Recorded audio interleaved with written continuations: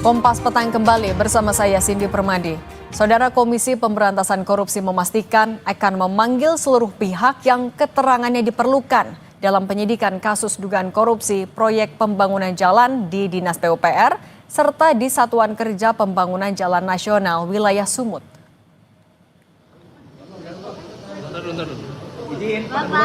Gubernur Sumatera Utara Bobi Nasution menjadi salah satu pihak yang disebut berpeluang diperiksa sebagai saksi dalam perkara ini. Hal itu disampaikan juru bicara KPK, Budi Prasetyo, Senin 30 Juni. Sebelumnya, KPK sudah menetapkan 5 orang yang terjaring dalam OTT sebagai tersangka. Salah satunya, Kepala Dinas PUPR Provinsi Sumatera Utara, Topan Obaja Putra Ginting.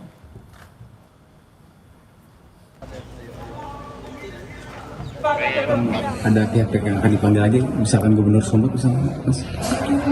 KPK saat ini masih melakukan analisis dan pendalaman dari pemeriksaan para pihak, baik para tersangka, ya kemarin kita juga menetapkan 5 orang sebagai tersangka, dan juga pihak-pihak lainnya yang juga diperiksa pasca kegiatan tangkap tangan. KPK kemungkinan untuk memanggil pihak-pihak siapa saja. Sebelum ditangkap KPK, Kepala Dinas PUPR Sumut Topan Ginting melakukan sidak mobil dinas di jajaran kantor PUPR Sumut pada tanggal 24 Maret 2025. Dalam video yang diposting Topan Ginting di akun Instagramnya ini, Topan dengan tegas menegur stafnya karena ketidakberesan dalam catatan aset kendaraan di Dinas PUPR Sumut.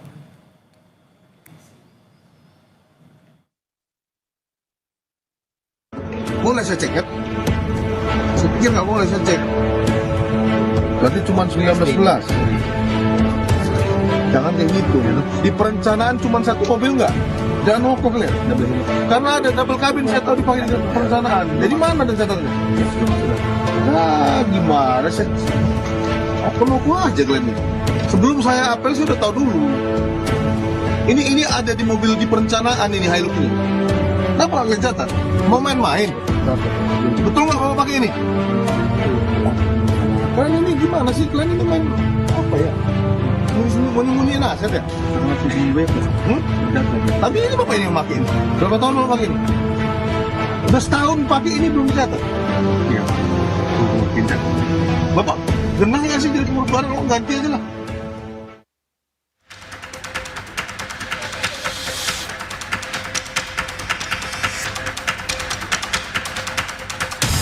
Komisi Pemberantasan Korupsi sudah menetapkan Kepala Dinas Pekerjaan Umum dan Penataan Ruang Provinsi Sumatera Utara, Topan Obaja Putra Ginting sebagai tersangka kasus dugaan suap proyek pembangunan jalan. Topan Ginting ditangkap lewat OTT di Kabupaten Mandailing, Natal pada Kamis 26 Juni. Topan diduga menerima suap dari pihak swasta dalam proyek pembangunan jalan di lingkungan Dinas PUPR Provinsi Sumatera Utara, serta di Satuan Kerja Pembangunan Jalan Nasional Wilayah 1 Sumatera Utara. Tertangkapnya Topan Ginting turut menyeret Gubernur Sumut Bobi Nasution. Topan disebut-sebut merupakan orang dekat Bobi. Topan menjabat Sekda Kota Medan saat Bobi menjadi Wali Kota Medan. Setelah Bobi naik menjadi Gubernur Sumatera Utara, Topan pun dilantik menjadi Kepala Dinas PUPR Sumut pada 24 Februari 2025. Meski begitu, Bobi berdalih tak hanya Topan yang berasal dari Pemkot. Ia menunjuk sejumlah pejabat Pemkot yang ikut dengannya di Pemprov Sumut. Bobi pun mengaku siap jika KPK memanggil untuk dimintai keterangan. Pak Gubernur, Pak Topan disebut orang dekat Pak Gubernur, gimana Pak tanggapannya Pak? Terutama Pak Topan kan dibawa dari Pemko juga sama. Iya, banyak yang banyak dibawa dari Pemko. Pak Sulaiman, Inspektur, ada beberapa yang kita bawa dari dan namanya proses hukum kita bersedia saja ya Pak. Itu bersedia saja. Apalagi kalau tadi katanya ada aliran uang. Guna mengungkap aliran dana dari proyek bernilai 231,8 miliar rupiah ini, pakar hukum tindak pidana pencucian uang menilai Gubernur Bobi sangat penting untuk turut diperiksa KPK. Pasalnya, posisi seorang kepala dinas sangat erat dengan gubernur dalam pelaksanaan teknis program kerja kedinasan. Seberapa penting menurut saya sih penting sekali ya namanya gubernur untuk diperiksa. Penting sekali. Jadi gini, yang namanya gubernur ini kepala dinas provinsi itu kan dekat sekali hubungannya, sampai bahkan sudah dirilis bahwa kong kali kongnya sedemikian rupa, bahkan dibilang nanti tunda dulu seminggu supaya nggak mencolok dan sebagainya. Berarti KPK sudah mendapatkan sadapan-sadapan rencana mereka akan melakukan korupsi dan kemudian ada aliran-alirannya. Nah nanti harusnya ini terlibat apa tidak terlibat ya, ini gubernur harus diperiksa gitu. Jadi jangan juga ragu gitu ya.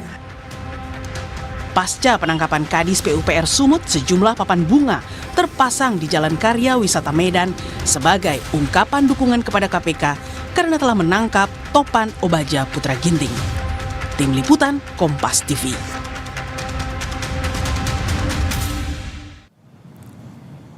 Kepala Dinas PUPR Sumut Topan Obaja Ginting disebut-sebut sirkel terdekat Gubernur Bobi Nasution sejak keduanya bertugas di Pemkot Medan kala Bobi masih menjabat Wali Kota Medan. Meski sejauh ini KPK belum meminta keterangan Bobi sejak Topan terjaring OTT pada hari Kamis lalu. Lantas apa yang harus diupayakan KPK untuk mengusut tuntas aliran dana proyek jalan di Provinsi Sumut ini? Sudah ada bersama kami mantan Wakil Ketua KPK Laude M. Syarif dan dosen Ilmu Politik Universitas Sumatera Utara Indra Fauzan. Selamat petang semuanya. Petang, Mbak. Petang, Mbak. Pak Indra, saya mau mulai dengan video viral karangan bunga yang mengapresiasi OTT KPK. Bagaimana kalau Anda sebagai warga Sumut, sebagai dosen di USU juga, menarik benang merah antara apresiasi dalam bentuk karangan bunga ini dengan kasus korupsi yang dilakukan oleh seorang Kadis PUPR Sumut?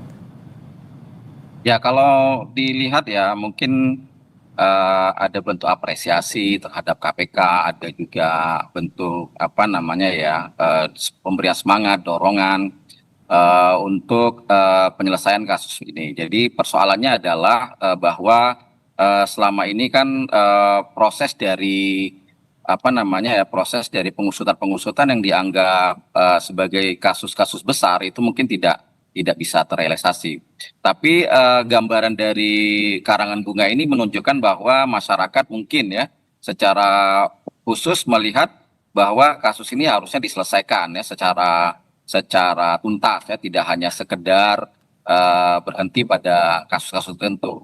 Makanya saya melihat bahwa kalau karangan bunga ini ya mungkin bentuk apresiasi ya, lebih pada apresiasi dan dukungan terhadap KPK. Karena kan selama ini kita melihat bahwa KPK mungkin agak kalah geraknya ya daripada institusi aparat yang lain ya.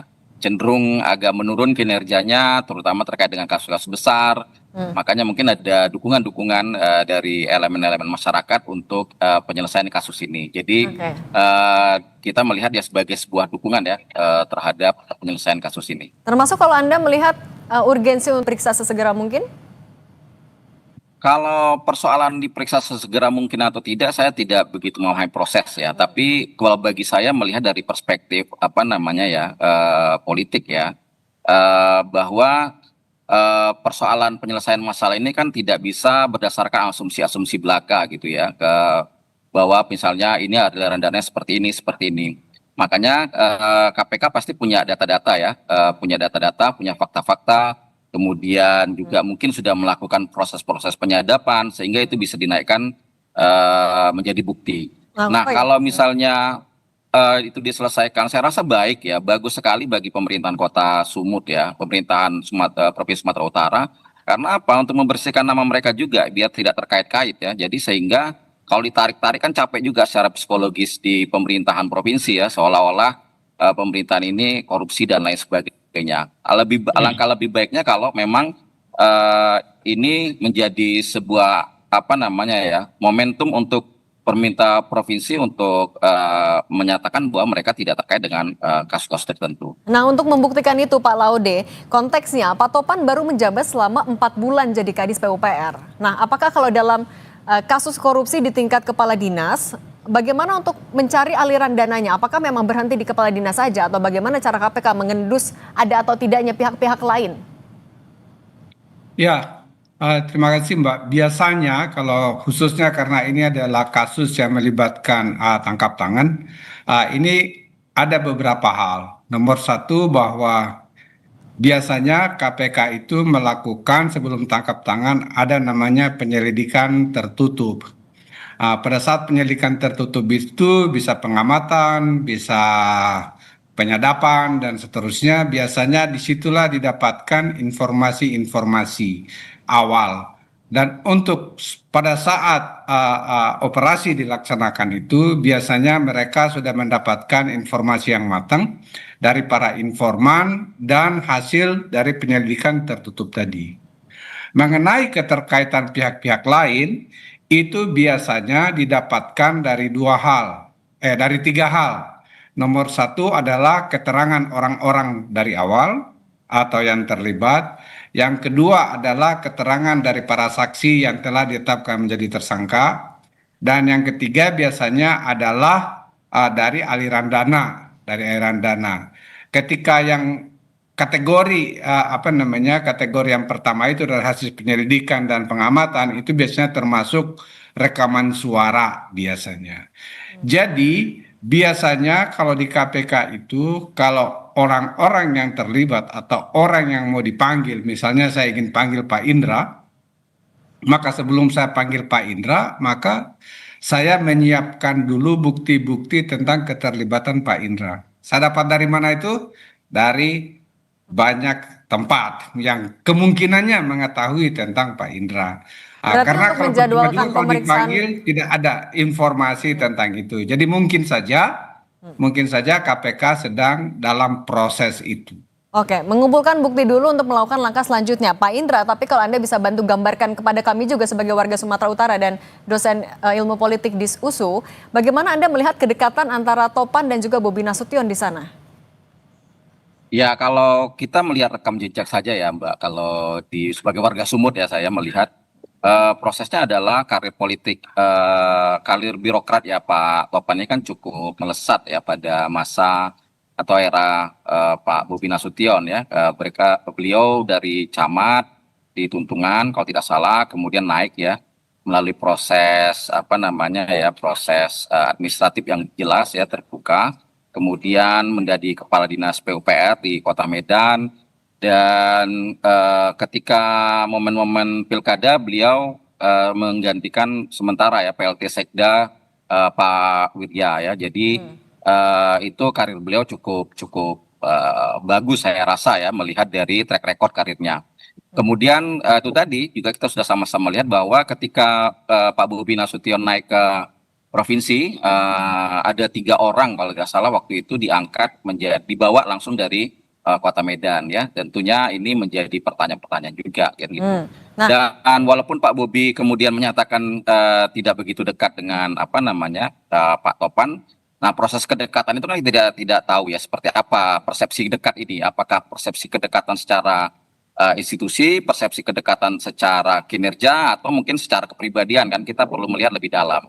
Tapi kalau lihat dari rekam jejak, track record yang disematkan kepada Pak Topan, ya bisa jadi mereka punya kedekatan kinerja ya, karena bagaimanapun kan perlu orang-orang yang loyal ya terhadap pimpinan, dan perlu juga mampu mengimplementasikan kebijakan-kebijakan dari pemerintah. Jadi saya yakin kita bisa melihat bahwa kedekatan itu juga tidak hanya personal ya, tapi juga kedekatan secara kinerja. Nah, soal kedekatan kinerja dan personal ini Pak Laude, apakah ini bisa menjadi bekal KPK untuk berani memeriksa dan memanggil Bobi Nasution? Apakah ini bisa jadi indikatornya? Ya, itu salah satu yang bisa dijadikan indikator. Misalnya kan orang-orang yang terlibat. Yang nomor 2 itu adalah soal pengambilan keputusan atas proyek-proyek seperti itu. Apakah misalnya proyek yang sedang terlibat di dalam kasus ini itu betul-betul hanya kewenangan di antara kepala dinas, atau itu harus diketahui oleh gubernur. Misalnya kalau proyeknya besar biasanya maka itu perlu ditindaklanjuti atau dipertanyakan. Nomor 3 menurut saya yang paling penting itu adalah tadi sudah dikatakan oleh Pak Indra bahwa saya pikir sudah saatnya juga KPK untuk kita berikan support. Kalau masyarakat memberikan support, mudah-mudahan juga KPK memiliki makin profesional, makin berani untuk meminta tanggung jawab orang-orang yang bertanggung jawab. Tentunya dengan tidak perlu memaksakan kalau betul-betul sesuatu itu nggak penting, tetapi meminta keterangan itu penting. Pak Laude, tapi kan ada Pak Bobi juga sudah mengakui bahwa pernah mengecek jalan bersama dengan calon kontraktor yang saat ini juga sebenarnya menjadi tersangka. Apakah ini juga sebenarnya bisa jadi materi yang didalami oleh KPK sebenarnya? Ya, itu sangat relevan, sangat relevan. Apalagi orang kontraktornya itu misalnya jalan bareng gubernur. Jadi ya itu saja. Menurut saya suatu proyek yang khususnya besar seperti itu memang saya pikir pasti ada pengetahuan dari gubernur. Tidak berarti bahwa ketika dia mengetahui proyek itu, beliau juga otomatis mendapatkan soal suap menyuap ini. Belum tentu. Oleh karena itu maka perlu klarifikasi, maka perlu ditanyakan, perlu pemeriksaan untuk yang akan datang. Oke, itu juga untuk klarifikasi kepentingan Bobi diperiksa. Nah, kalau Pak Indra, gambarkan juga kepada kami sebenarnya track record dari seorang Topan Ginting di Sumatera Utara ini seperti apa dari kinerjanya? Kalau di Sumatera Utara saya belum tahu ya, karena baru ini ya, baru 4 bulan ya. menjabat berapa bulan ya. Tapi kalau di di Kota Medan kan banyak kegiatan-kegiatan yang bersifat ya sesuai dengan kinerja dia. Ada beberapa pembangunan ya, pembangunan yang misalnya drainase, kemudian infrastruktur, kemudian terutama hal-hal yang terkait dengan banjir misalnya. Biasanya beliau cukup cepat itu ya untuk menyelesaikan persoalan itu terkait dengan drainase terutama, kemudian jalan ya, itu kan proyek-proyek yang besar ya. Beberapa jalan mulai dari pembetonan, pengaspalan, kemudian pengurukan sedimen parit dan lain sebagainya, itu kerjaan dari Pak Topan saya rasa ya. Jadi dengan tentunya ketika di Kota Medan ada beberapa kerjaan yang memang saya rasa berhasil ya dia lakukan ya, tidak bisa kita pungkiri. Tapi juga mungkin ya ada beberapa aspek yang mungkin ada beberapa proyek yang sampai sekarang kan belum diselesaikan ya, seperti misalnya pembangunan stadion Teladan, kemudian penyelesaian lapangan Merdeka. Nah itu kan ada memang proyek multi years dan kita tunggulah dia sebagai warga Kota Medan untuk menyelesaikan proyek-proyek tersebut. Oke, Pak Laude, Ya. PPATK kan juga bisa sebenarnya ikut menelusuri aliran dananya. Tapi untuk PPATK sendiri, apakah sifatnya menunggu permintaan dari KPK atau bisa terjun langsung? Ya, ada dua. Jadi kalau misalnya salah satu tugas PPATK itu kan menelusuri transaksi-transaksi yang dianggap dicurigai, suspicious transaction namanya, ya, yang seperti itu. Yang kedua bisa juga atas permintaan aparat penegak hukum. Ya kita tidak tahu sekarang. Kalau waktu saya di KPK dulu, biasanya setiap ada OTT seperti ini, besok atau 2 hari setelahnya ya kita minta kepada PPATK untuk memeriksa ya beberapa aliran dana, uang proyek dari mana saja. Tetapi saya juga ingin ingatkan bahwa biasanya para pelaku ini itu juga paham. Biasanya itu mereka menghindari transaksi-transaksi yang bersifat banking seperti itu. Jadi mereka itu kebanyakan transaksi tunai. Oleh karena itu operasi suap menyuap itu salah satu remedinya itu memang dengan tangkap tangan. Dengan apa? Ya dengan mendapatkan informasi dari para aktor, para saksi, dan lain-lain sebagainya, para informan. Oke, Pak Laude M. Syarif, mantan Wakil Ketua KPK, dan Pak Indra Fauzan, dosen ilmu politik USU, terima kasih sudah berbagi bersama kami. Sehat selalu semuanya. Terima kasih. Terima kasih Mbak Cindy. Saudara, usai jeda kami akan kembali dengan informasi penuding ijazah palsu Jokowi. Roy Suryo CS menolak undangan klarifikasi penyidik